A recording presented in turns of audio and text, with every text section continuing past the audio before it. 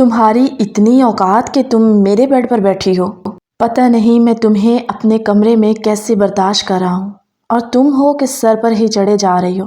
دیکھو مس، میں پہلے ہی بتا رہا ہوں، اپنی اوقات میں رہنا ورنہ مجھ سے برا کوئی نہیں ہوگا۔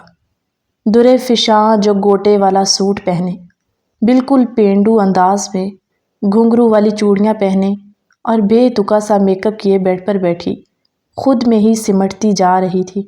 ایک دم دانیال شاہ غصے سے بفر کر بولا، بہری ہو تم؟ سنائی نہیں دے رہا؟ بیڈ سے نیچے اترو۔ درے فشاں جو دانیال شاہ سے 10 سال چھوٹی تھی ایک دم گھبراتی ہوئی بیڈ سے اتری کہ لہنگے میں پاؤں اٹکا اور نیچے گر گئی۔ دانیال شاہ نفرت سے کراہ کر بولا، عجیب ڈرامہ ہو تم، پتہ نہیں میرے کس گناہ کی سزا میں بابا نے تمہیں میرے سر ڈال دیا۔ جاؤ اور یہ حلیہ بدلو، زہر لگ رہی ہو اس وقت تم اس حلیے میں۔ دانیال جو اپنی ساری بھڑاس اس معصوم پر نکال رہا تھا، جو بنا کچھ بولے روتے ہوئے جلدی سے واش روم جانے لگی کہ پیچھے سے دانیال نے اسے آواز دی تو وہ رک گئی۔ وہ تیزی سے اس کی طرف بڑھا کہ درے فشاں گھبرا کر 2 قدم پیچھے ہٹ گئی۔ دانیال نے غصے سے اس کا ہاتھ پکڑا اور زور سے اس کی کلائی سے چوڑیاں اتار کر سامنے پڑی باسکٹ میں ڈالی۔ کہنے لگا، تم انسان ہو یا کوئی قربانی کی گائے ہو جو اس طرح سج کے آئی ہو؟ دانیال شاہ بولتے ہوئے بالکل بھول گیا کہ سامنے بھی انسان ہے جسے اپنی انسلٹ فیل ہو رہی ہے۔ درے فشاں جو 17 سال کی معصوم سی بس روئے جا رہی تھی، اس نے ایک شکوے بھری نگاہ دانیال پر ڈالی جو اس وقت اپنے غرور میں ڈوبا ہوا تھا۔ درے فشاں واش روم گئی۔ شیشے کے سامنے کھڑی ہو کر اس نے شدید غصے سے اپنے ہونٹوں پر لگی لپسٹک کو رگڑ رگڑ کر صاف کیا۔ لپسٹک کو ملنے سے اس کا چہرہ مزید بگڑ گیا۔ وہ رونے لگی کہ وہ کس مصیبت میں پھنس گئی ہے۔ وہ کون سا مرے جا رہی تھی اس اکھڑ اور کھڑوس امیر زادے سے شادی کرنے کے لیے۔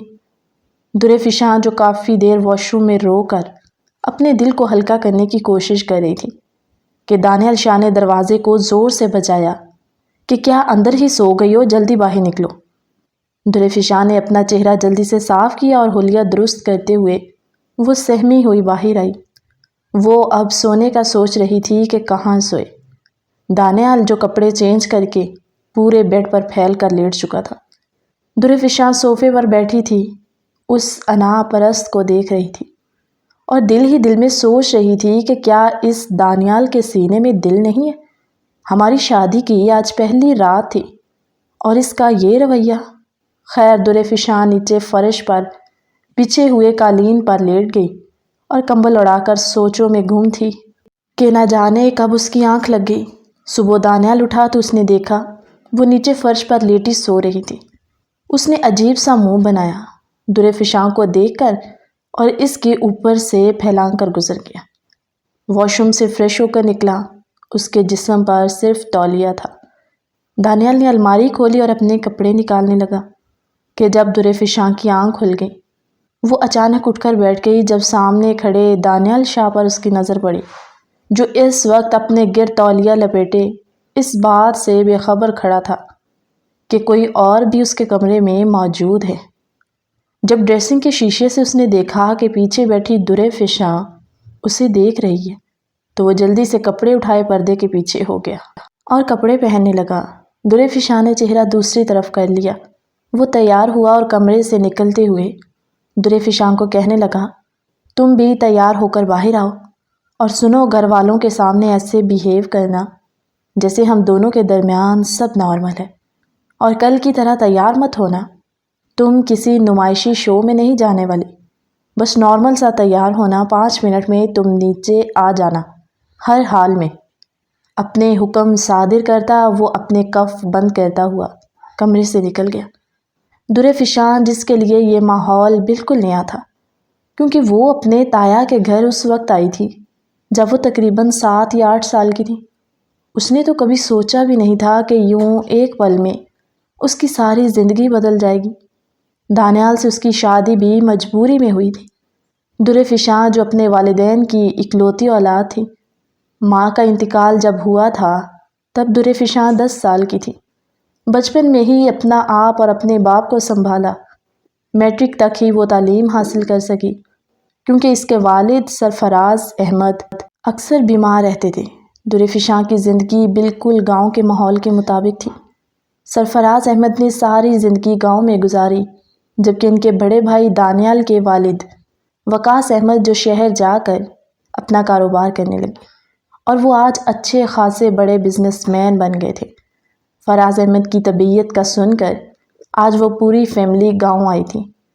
فراز احمد کی خوشی کا تو کوئی ٹھکانہ ہی نہ تھا۔ سٹیٹس اور حلیے سے وہ دونوں اب بالکل بھی بھائی نہیں لگتے تھے۔ درفشاں شلوار قمیض پہنے، بالوں میں پراندہ ڈالے ہوئے الجھے سے انداز میں تھی۔ جب سب کے لیے چائے لے کر کمرے میں آئی، تایا اور تائی کو سلام کیا۔ دانیال کی ایک بہن بھی تھی جو جینز شرٹ پہنے بیٹھی درفشاں کو اور اس کے حلیوں کو دیکھنے لگی، مگر دانیال شاہ کی بہن اقصیٰ بالکل بھی نخرے والی نہیں تھی۔ وہ تو درفشاں کے ساتھ باتیں کرنے لگی۔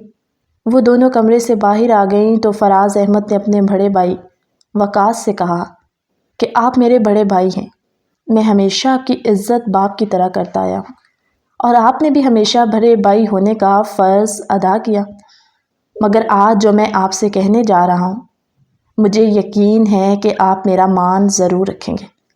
شگفتہ بیگم بھی حیران ہوئی کہ آخر وہ کیا کہنے والے ہیں۔ دانیال شاہ جو پاس تو بیٹھا تھا مگر موبائل میں مصروف کہ اسے کچھ خبر ہی نہیں کہ پاس بیٹھے لوگ کیا باتیں کر رہے ہیں۔ وقاص صاحب اٹھے اور اپنے بھائی کے پاس ان کی چارپائی پر جا کر بیٹھ گئے کیونکہ درفشاں کے والد کی طبیعت کافی خراب تھی۔ وقاص صاحب بولے، فراز، تمہارے علاوہ میرا اس دنیا میں اور ہے ہی کون؟ ایک تم ہی تو میرا خاندان ہو۔ تم بتاؤ تمہارے دل میں کیا بات ہے؟ فراز احمد نے اٹھنے کی کوشش کی اور تکیے سے ٹیک لگا کر بیٹھے۔ بولے، دیکھو بھائی صاحب، میں اپنی بیماری کو سب سے چھپا کر رکھ رہا ہوں کیونکہ اگر یہ بات درفشاں کو پتہ لگ جاتی تو میری بیٹی کے چہرے کی رونق ختم ہو جاتی۔ یہ سننا تھا کہ وقاص صاحب حیران ہوئے۔ کیا مطلب بیماری؟ کیا ہوا ہے تمہیں؟ بتاؤ مجھے، میں مہنگے سے مہنگے ہسپتال میں تمہارا علاج کرواؤں گا، کچھ نہیں ہوگا تمہیں۔ تو فراز احمد کھانستے ہوئے بولے، بھائی صاحب اب اس سب کا کوئی فائدہ نہیں کیونکہ مجھے بلڈ کینسر ہے اور کینسر کی آخری سٹیج پر ہوں۔ نہ جانے کب اس دنیا فانی کو خیر بات کہہ دوں۔ آپ کو یہاں بلانے کا میرا ایک مقصد ہے، آپ میری بیٹی درفشاں کو اپنی بیٹی بنا لو، اپنے دانیال کی بیوی بنا کر اسے اپنے ساتھ لے جاؤ تاکہ میں سکون سے اس دنیا سے رخصت ہو سکوں۔ فراز احمد کی باتیں سن کر شگفتہ بیگم کو بھی دھچکا سا لگا۔ وہ اچھی خاتون تھی۔ وقاص صاحب کی آنکھوں میں آنسو آ گئے اور بولے، فراز، درفشاں میرے لیے میری اقصیٰ جیسی ہے اور اللہ نہ کرے تمہیں کچھ ہو، میں اپنے جانے والے ڈاکٹر سے بات کروں گا، جہاں تک ممکن ہو سکا میں تمہارا علاج کرواؤں گا۔ مگر فراز صاحب نے اپنے بڑے بھائی کے آگے ہاتھ جوڑ دیے کہ میری بیٹی کا نکاح دانیال سے کر دو۔ جب یہ بات دانیال کے کانوں سے ٹکرائی تو ایک دم کرنٹ کھا کر اٹھا اور بولا، یہ سب کیا باتیں ہو رہی ہیں؟ میرا نکاح اس درفشاں سے؟ ایسا میں مر کر بھی نہیں کروں گا۔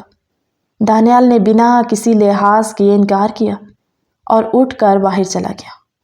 دانیال کے تیور دیکھ کر سبھی پریشان ہو گئے۔ وقاص صاحب بولے، فراز، ایسے فیصلے جذبات میں تھوڑی نہ لیے جاتے ہیں، بچوں کی رائے لینا بھی ضروری ہے اور اللہ صحت دے تمہیں، درفشاں میری ہی بیٹی ہے۔ فراز احمد کو جب یہ احساس ہوا کہ وہ اس بات پر نہیں راضی ہوں گے تو انہوں نے اس بات کو ایسا دل پر لیا کہ اچانک ان کی طبیعت بگڑ گئی۔ فراز، سنبھالو خود کو، تم جو کہو گے ہم ویسا ہی کریں گے۔ شگفتہ بیگم آگے بڑھی اور بولی کہ فراز کو ہسپتال لے کے جانا چاہیے، لیکن فراز صاحب کو خون کی الٹی آ گئی۔ سب بہت گھبرا گئے۔ ہسپتال لے کر جانے لگے تو فراز صاحب نے کہا، بھائی صاحب، آپ درفشاں کو جب تک اپنی بہو نہیں بنا لیتے تب تک میں کہیں نہیں جاؤں گا۔ درفشاں جو روتی بلکتی باپ سے لپٹ رہی تھی کہ بابا، آپ نے مجھ سے یہ سب کیوں چھپایا؟ تب وقاص صاحب اور شگفتہ بیگم، جن کا دل پسیر سا گیا تھا، باہر دانیال کے پاس آئے اور اسے کہا، تمہارا نکاح ابھی اور اسی وقت درفشاں کے ساتھ کیا جا رہا ہے۔ دانیال اس سے پہلے انکار کرتا، وقاص صاحب نے اس کے لیے کوئی آپشن نہ چھوڑا اور کہا یا تو درے فشاں سے نکاح کرو یا میں تمہیں ساری زندگی کے لیے اپنے گھر جائیداد سے آ کر دوں گا۔ دانیال جس کے ہوش ہی اڑ گئے تھے، اس سب کا اسے تھوڑا سا بھی اندازہ ہوتا تو وہ گاؤں آتا ہی نہ۔ اس نے اپنی ماں کی طرف دیکھا تو شگفتہ بیگم بولی، تمہارے بابا کا فیصلہ درست ہے، گھر کی بیٹی ہے جسے ہم لاوارث نہیں چھوڑ سکتے، اس لیے کوئی ڈرامہ مت کرنا۔ دانیال جو درے فشاں کا حلیہ دیکھ کر کراہیت سی محسوس کر رہا تھا، کہاں اس کی شہر کی آزاد زندگی اور کہاں وہ اس گوار پینڈو سے نکاح کرنے جا رہا تھا۔ دانیال شاہ بے بسی کی انتہا پر تھا، جواب دیتا تو خالی ہاتھ رہ جاتا، اس لیے اس نے صبر کا مظاہرہ کیا، موقع کی نزاکت کو دیکھ کر نکاح کے لیے حامی بھر دی اور سوچا کہ بعد میں وہ اسے طلاق دے کر اپنی پسند کی لڑکی سے شادی کر لے گا۔ وقاص صاحب اور شگفتہ بیگم اندر آئے اور کہا، فراز ہم نے تمہارا فیصلہ قبول ہے۔ یہ سن کر فراز احمد کے چہرے پر اتنی خوشی آئی کہ ان کی آنکھیں نم ہو گئی۔ وہ کہتے ہیں نا، ماں باپ کو مرتے وقت اپنی اولاد کی سب سے زیادہ فکر ہوتی کہ ان کے بعد ان کی اولاد کا کیا ہوگا۔ فراز احمد نے درے فشاں سے کہا کہ میں اپنی بیٹی کو دلہن کے روپ میں رخصت کرنا چاہتا ہوں، اس لیے میری آخری خواہش پر تیار ہو جاؤ۔ یہ سب یوں اچانک ہو رہا تھا جس میں نہ خوشی نہ غم، کوئی احساس شامل ہی نہ تھا۔ درے فشاں کے پاس جو تھا وہ پہن کر خود ہی تیار ہوئی۔ تھوڑی دیر تک نکاح خواہ کا بندوبست کیا گیا اور دانیال اور درے فشاں کا نکاح ہو گیا۔ فراز احمد کے پاس گاؤں میں تھوڑی بہت زمین تھی، انہوں نے وہ سب درے فشاں کے نام کر دی کیونکہ وہ اکلوتی تھی اور باپ کی ہر چیز کی وارث تھی۔ نکاح ہوا تو فراز احمد بیٹی کو گلے لگائے کافی دیر روتے رہے اور کہا، اپنے تایا تائی کی خدمت کرنا، دانیال کو بھی خوش رکھنا، اللہ میری بیٹی کو خوشیوں بھری زندگی دے۔ وقاص صاحب بولے، فراز اب تو خوش ہونا تم۔ فراز احمد مسکرائے مگر وقاص صاحب نے اپنے بھائی کو ہسپتال داخل کروا دیا۔ درے فشاں رخصت ہو کر شہر میں اب اپنے تایا کے گھر آ گئی تھی، مگر وہ بیچاری بالکل سادہ اور معصوم، اس بات سے انجان کہ جس لڑکے کو اس کے باپ نے اس کے لیے چنا ہے وہ تو کوئی پتھر دل انسان ہے۔ خیر درے فشاں نے سادہ سا جوڑا پہنا، بالوں کی چٹیاں بنائی اور چہرے پر کچھ بھی نہ لگایا۔ سادہ چہرے لیے وہ کمرے سے باہر سیڑھی اتر کر نیچے ناشتے کے ٹیبل پر آئی جہاں سب موجود تھے۔ شگفتہ بیگم بولی، کیا بات ہے درے فشاں، تم نئی نویلی دلہن ہو، یہ کیا حلیہ بنا کر آئی ہو؟ تو وہ دھیرے سے بولی، تائی اماں مجھے اصل میں میک اپ وغیرہ کرنا نہیں آتا۔ یہ سن کر دانیال شاہ نے ایک نظر درے فشاں پر ڈالی جو بالکل سہمی سی تھی۔ اقصیٰ بولی، کوئی بات نہیں بھابھی، میں ہوں نا، میں آپ کو بالکل سٹائلش سا بنا دوں گی، اور شکر ہے آپ آ گئیں، اب تو مجھے بھی ایک بہن اور دوست مل گئی۔ تو وقاص صاحب بولے، درے فشاں ہماری بہت پیاری بیٹی ہے، اس لیے بیٹا کوئی بھی بات ہو مجھے یا اپنی تائی اماں کو فوراً بتا دینا، اور اب یہ گھر تمہارا ہے، تم یہاں مہمان نہیں ہو بلکہ اس گھر کا فرد ہو، تو جو دل کرے کھاؤ پیو عیش کرو۔ درے فشاں بولی، تایا ابو میں بابا سے ملنے جانا چاہتی ہوں۔ ہسپتال؟ تو وقاص صاحب بولے، میں ہسپتال ہی جا رہا ہوں، وہاں جا کر بتاؤں گا، پھر تم دانیال کے ساتھ آ جانا۔ دانیال بولا، لیکن بابا میں تو آج دوستوں کے ساتھ۔ وقاص صاحب نے دانیال کی بات کاٹ دی اور کہا، بیوی سے اہم کوئی نہیں۔ وہ کھانے کے ٹیبل سے اٹھے اور سب کو اللہ حافظ کہہ کر چلے گئے۔ دانیال شاہ جس کی بھوک مر گئی تھی، چائے کا کپ زور سے ٹیبل پر رکھا اور اٹھ کر کمرے میں چلا گیا۔ دانیال شاہ جو اپنے باپ کے آگے کبھی نہیں بولا تھا اور اس کی تربیت تھی کہ وہ جتنا بھی غصہ ہوتا باپ کے آگے زبان درازی نہیں کرتا تھا، کمرے میں گیا تو ہر جگہ درے فشاں کی چیزیں نظر آئیں۔ وہ غصے سے چلانے لگا، درے فشاں کمرے میں آؤ۔ وہ بیچاری گھبراتی ہوئی دوڑتی ہوئی گئی کہ پتہ نہیں اب اس نے کیا کر دیا۔ جیسے ہی وہ کمرے میں گئی دانیال چلا کر بولا، یہ کیا حال کر دیا میرے کمرے کا ایک دن میں، میری زندگی کیا سے کیا ہو گئی تم پینڈو جاہل گوار کی وجہ سے۔ درے فشاں کی آنکھیں آنسوؤں سے بھر گئی اور نم لہجے میں بولی کہ میں ابھی سب ٹھیک کر دیتی ہوں۔ دانیال بولا 5 منٹ کا وقت ہے تمہارے پاس، مجھے میرا کمرہ سیٹ چاہیے، اور کہیں تمہاری کوئی چیز مجھے نظر نہ آئے، ورنہ مجھ سے برا کوئی نہیں ہوگا۔ تمہیں اپنی زندگی میں برداشت کرنا اب مشکل کام ہے میرے لیے۔ شگفتہ بیگم بیٹے کے غصے سے واقف تھی اور پریشان بھی تھی کہ نہ جانے وہ اس بچی کے ساتھ کیا سلوک کرتا ہوگا۔ ابھی تو ولیمہ بھی نہیں ہوا تھا کیونکہ کسی کو اس نکاح کے بارے میں پتہ ہی نہیں تھا۔ ولیمے کی تقریب فراز صاحب کی طبیعت کی وجہ سے ملتوی کر دی گئی تھی کہ جب وہ گھر آئیں گے پھر وقاص صاحب ولیمہ کریں گے۔ در فشاں کمرہ صاف کر کے دانیال کے پاس آئی اور بولی، جی وہ میں نے صاف کر دیا ہے۔ دانیال بولا، تو اب احسان کیوں جتا رہی ہو؟ کر دیا تو جاؤ، میرے سر پر کیوں سوار ہو کر کھڑی ہو؟ در فشاں بولی کہ ہم ہسپتال کب جائیں گے؟ اس بیچاری نے ڈرتے ڈرتے کہا، کیونکہ در فشاں کو باپ کی فکر ہو رہی تھی۔ دانیال بولا، اب یہی سب کرنا رہ گیا ہے۔ اس کی آنکھوں میں آنسو دے کر وہ ایک دم اٹھا اور اس کے قریب ہو کر اس کے جبڑے دباتے ہوئے نفرت سے بولا کہ نفرت ہوتی ہے مجھے ان لڑکیوں سے جو بات بات پر رونے لگ جائیں۔ سنو، میں نیچے جا رہا ہوں، 10 منٹ میں آ جانا، انتظار کرنے کی مجھے عادت نہیں ہے۔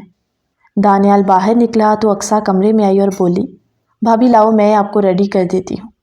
در فشاں چہرے پر مسکراہٹ سجائے بولی، تم بہت اچھی ہو۔ اقصیٰ بولی، اچھی اور پیاری تو آپ بھی بہت ہیں، مگر دانیال بھائی کا مزاج تھوڑا گرم رہتا ہے۔ خیر چھوڑیں، لائیں میں آپ کو تیار کر دیتی ہوں۔ در فشاں نے ہلکا گلابی سا جوڑا پہنا جو بالکل اس کی رنگت سے میچ ہو رہا تھا۔ اقصیٰ نے اسے پیارا سا تیار کیا، بال سٹریٹ کر کے کھول دیے جو کافی لمبے تھے، اس کی کمر تک تھے، دوپٹہ اس کے گلے میں ڈال دیا اور کہا، اب دیکھیں آپ بھابھی اپنے آپ کو شیشے میں۔ در فشاں نے ایک نظر شیشے میں دیکھا تو کہنے لگی، اقصیٰ مجھے عادت نہیں ہے اس طرح باہر جانے کی۔ تو اقصیٰ بولی، بھائی کا دل جیتنا ہے تو یہ سب کرنا پڑے گا۔ وہ بیچاری ہچکچاتے ہوئے باہر آئی، سیڑھیاں اتر رہی تھی کہ جب دانیال کی نظر اس پر پڑی تو وہ حیران نظروں سے اسے دیکھنے لگا کہ کیا یہ وہی پینڈو ہے، کہ جب اچانک ہیل والا پاؤں مڑا اور در فشاں سیڑھی میں گر گئی۔ بجائے اسے پکڑنے کے دانیال بولا، جس کی چیز کا نہیں پتا وہ تم نہ کرو، باہر جا کر میری بھی انسلٹ کرواؤ گی۔ کپڑے بدل لینے سے اصلیت نہیں بدلے گی۔ در فشاں کے پاؤں میں موچ آ گئی، وہ درد سے کراہ رہی تھی کہ اقصیٰ اسے اٹھانے لگی، بھابھی اٹھیں، لیکن در فشاں اپنے پاؤں پر وزن ہی نہیں ڈال سکتی تھی۔ درد سے بلک رہی تھی کہ شگفتہ بیگم دوڑتی ہوئی آئیں اور دانیال سے بولی، بیٹا وہ سیڑھیوں کے بیچ میں پڑی ہے، پلیز تم اسے اٹھا کر کمرے تک لے جاؤ۔ دانیال غصے سے در فشاں کے پاس گیا اور بولا، اس سے بہتر تھا کہ بابا مجھے گھر سے بے دخل کر دیتے۔ یہ پہلی بار تھا کہ وہ در فشاں کے قریب ہونے لگا تھا۔ اس نے اسے اپنی گود میں اٹھایا اور سیڑھیاں چڑھنے لگا۔ در فشاں جس کے دل کی دھڑکن تھمنے کا نام ہی نہیں لے رہی تھی، دانیال نے جب اسے اتنے قریب سے در فشاں کے چہرے پر نظر ڈالی تو ایک پل کو اسے دیکھتا رہ گیا۔ وہ نازک سی 17 سالہ لڑکی اس کی باہوں میں ایسے تھی جیسے کوئی چھوٹی سی بچی ہو جس کا وزن اسے محسوس ہی نہیں ہوا۔ خیر وہ اسے بیڈ روم میں لے گیا اور مجبوراً اسے اپنے بیڈ پر لٹا دیا۔ دانیال اسے لٹا کر اٹھنے لگا کہ اس کی شرٹ کے بٹن میں در فشاں کے بال اٹک گئے۔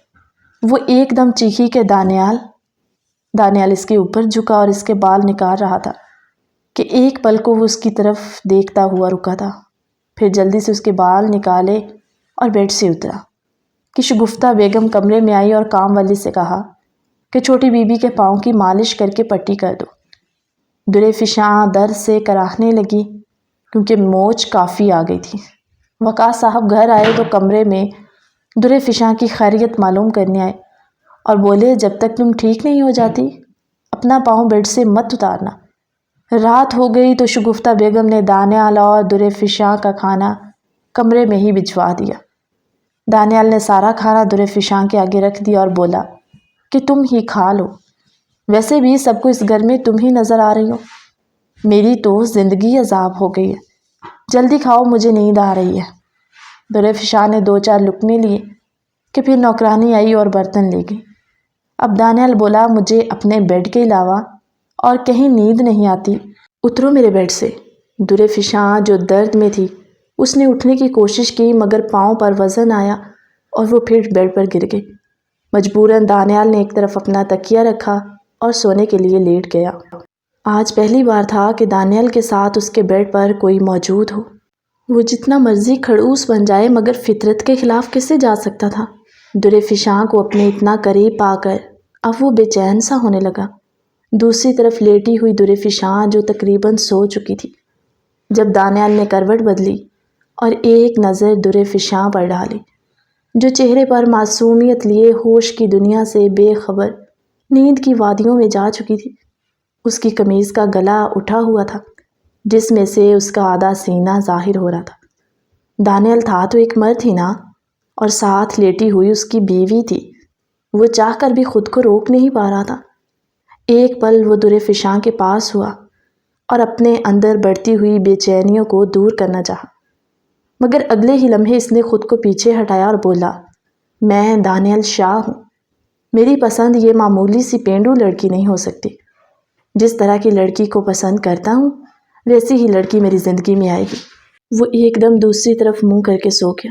صبح جب در فشاں کی آنکھ کھلی تو وہ دانیال کے اس قدر نزدیک تھی کہ اس کے دل میں ہلچل سی مچ گئی۔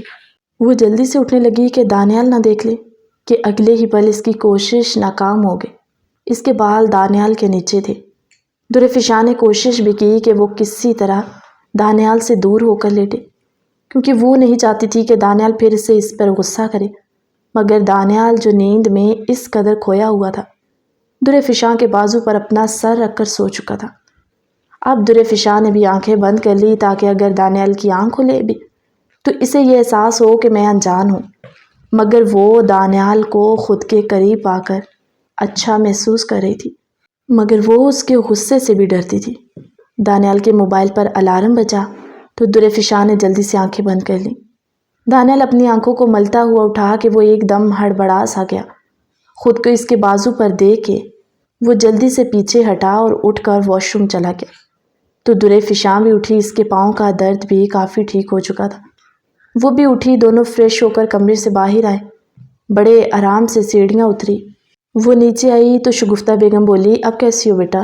جی تائی اماں، بہت بہتر ہوں۔ ابھی ناشتہ شروع کرنے لگے کہ وقاص صاحب کا موبائل بجنے لگا۔ وہ ایک دم گھبرا سا گیا کہ ہسپتال سے کال ریسیو کی تو وہ کھانے کے ٹیبل سے اٹھے اور بولے کہ میں ابھی نکل رہا ہوں۔ وقاص صاحب بولے، ہسپتال سے کال ہے، فراز کی طبیعت کافی خراب ہے، وہ در فشاں سے ملنا چاہتا ہے، چلو بیٹا۔ در فشاں جو بنا ناشتہ کیے جلدی سے آنکھوں میں آنسو لیے چل پڑی۔ دانیال کو بھی ساتھ جانا پڑا۔ ہسپتال پہنچے تو فراز صاحب جو اپنی زندگی کی آخری سانسیں لے رہے تھے، بیٹی کو دیکھا تو آنکھوں سے آنسو چلنے لگے۔ چہرے پر آکسیجن لگی تھی تو وہ بول نہیں پا رہے تھے، لیکن بیٹی کے سر پر ہاتھ رکھ کر اسے پیار دیا۔ در فشاں جو زاروں کی طرح رو رہی تھی، پہلے چھوٹی سی عمر میں ماں کو کھو دیا اور اب باپ کو۔ اچانک فراز احمد کی طبیعت مزید بگڑ گئی۔ ڈاکٹرز نے کہا کہ آپ لوگ باہر انتظار کیجئے، ہمیں ان کا علاج کرنا ہے، مگر اللہ کو کچھ اور ہی منظور تھا۔ تھوڑی دیر بعد ڈاکٹر باہر آیا اور بولا، I'm sorry۔ در فشاں جو وہیں زمین پر گر گئی۔ ظاہر ہے اس کا غم ہی اتنا بڑا تھا، ایک باپ ہی تو تھا اس کے پاس، نہ کوئی بہن بھائی نہ ماں، آج باپ بھی چھوڑ کر جا چکا تھا۔ در فشاں کے لیے یہ سب برداشت کرنا بہت مشکل تھا۔ وقاص صاحب نے در فشاں کو گلے سے لگایا اور کہا کہ میں تم سے وعدہ کرتا ہوں، میں فراز کی کمی تو پوری نہیں کر پاؤں گا، مگر باپ کا پیار ضرور دوں گا۔ وہ دانیال کو در فشاں کے پاس چھوڑ کر ڈیڈ باڈی لینے چلے گئے۔ دانیال در فشاں کو سنبھالنے کی کوشش کر رہا تھا۔ وہ جتنا بھی پتھر دل تھا، مگر اس طرح کا صدمہ ہر دل کو موم کر دیتا ہے۔ وہ اسے ساتھ لگائے گاڑی تک لایا اور گھر پہنچے، جہاں وقاص صاحب فراز احمد کی میت لے کر پہنچ چکے تھے۔ گھر میں سوگ کا سماں تھا۔ تدفین ہوئی تو سب مہمان رشتہ دار گھروں کو چلے گئے۔ در فشاں جس کے آنسو رکنے کا نام نہیں لے رہے تھے، وہ نیچے ہی سو گئی، مگر جب دانیال کمرے میں گیا تو اسے وہ کمرہ آج خالی سا لگ رہا تھا، جہاں وہ بڑی مشکل در فشاں کو اپنے کمرے میں برداشت کرتا تھا۔ آج اسے بار بار در فشاں کی یاد آ رہی تھی۔ بیڈ پر لیٹا بار بار کروٹیں بدلتا وہ سونے کی ناکام کوشش کر رہا تھا کہ جب اس نے سوچا کہ ایک دفعہ وہ در فشاں کو دیکھنے نیچے جائے، مگر جیسے ہی وہ نیچے آیا تو سامنے در فشاں کی حالت دیکھ کر اس کی چیخیں نکل گئی، کیونکہ وہ تو۔ کہانی کا بقیہ حصہ اگلی ویڈیو میں، تب تک کے لیے اللہ حافظ۔